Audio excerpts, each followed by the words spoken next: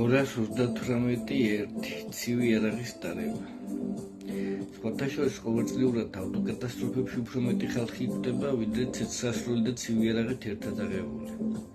მაგრამ ამით ავტომობილების აკრძალვა არავის უფიქრია.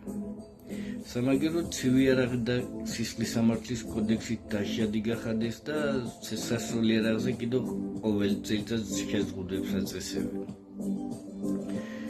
კანონში დარჩენილია ხვრელები, რომელიც იმ ადამიანებს ლავირების საშუალებას აძლევს, ვისაც ჩიმსავი ცივი იარაღი უყვარს. ეს მუხლი ავრცელდება იმ პირზე, რომელიც ცივი იარაღს ატარებს პირადი ჰიგიენის მოწესრიგების მიზნით, საკვების მომზადების და მიღების მიზნით, თავის პროფესიულ საქმიანობის განხორციელების, ნადირობის, თევზათა და მცენარე პროდუქტების შეგროვების მიზნით.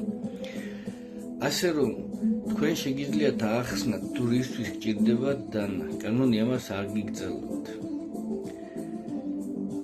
ამას შეიძლება აგაცილოთ დანის სართმევას და ჯარიმას. ღმერთმა მშვიდობა მოგცეთ.